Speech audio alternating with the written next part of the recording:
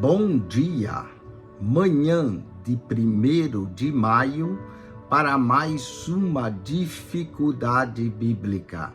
E essa é a nossa dificuldade de número 852. Estamos falando de dificuldades agora no primeiro livro dos Reis. 1 Reis, capítulo 6, verso 1, diz o seguinte: no ano de 480, depois que saíram os filhos de Israel do Egito, Salomão, no ano 4º do seu reinado, sobre Israel, no mês de Ziv, isto é, o mês segundo, começou a edificar a casa do Senhor. Aqui vamos à dificuldade. Como podemos aceitar 1 Reis 6:1 como sendo exato se Ramsés o Grande foi o faraó do Êxodo? E aqui nós temos um problema cronológico. Vamos então entender isso. Visto que o reinado de Salomão iniciou-se em 970 a.C., seu quarto ano seria 966 a.C. 480 anos colocaria o êxodo em 1446 ou 1445 a.C. Pode haver um arredondamento de números aqui, mas em essência a época do êxodo teria sido então entre 1447 a 1442, se essa data de 480 anos estiver correto. Isso teria ocorrido no início do governo de Amenhotep II, que, segundo estimativas usuais, teria reinado entre 1447 e 1421. Discussões recentes sobre a cronologia egípcia tendem a rebaixar as datas em alguns anos, mas essas alterações não têm sido aceitas como válidas, de modo geral. A data mais bem aceita para o êxodo em círculos especiais situa por volta do ano 1290, ou bem no início de Ramsés II, entre 1300 a 1284. Na maior parte das popularizações do drama do êxodo, tal como a de Cecil B. DeMille, os 10 mandamentos, presume-se que a teoria da data mais tardia deve ser a correta. Os principais argumentos em seu favor são os seguintes. Primeiro, de acordo com o Êxodo 1:11, os israelitas teriam trabalhado como escravos na edificação da cidade de Ramsés, o que supõe a existência do rei Ramsés para que justifique o fato de a cidade ter o seu nome.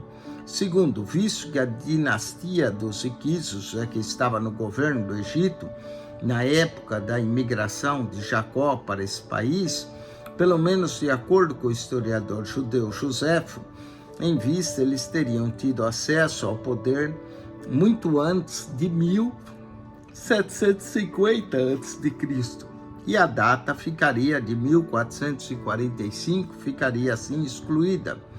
Êxodo 12:40 declara que os israelitas peregrinaram no Egito durante 430 anos, subtraindo-se os 430 de 1750, nos daria a data do êxodo em 1320 a.C., que isso torna mais próximo da época de Ramsés e da 19ª dinastia do tempo de Amenhotep II e da 18ª dinastia dos faraós.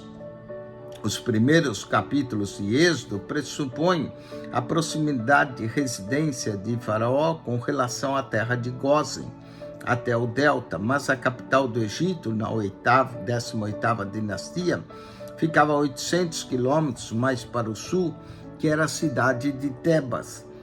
Porém, Ramsés construíra Tanis no delta para ser a capital ao norte, e a base de suas expedições militares contra a Palestina e a Síria.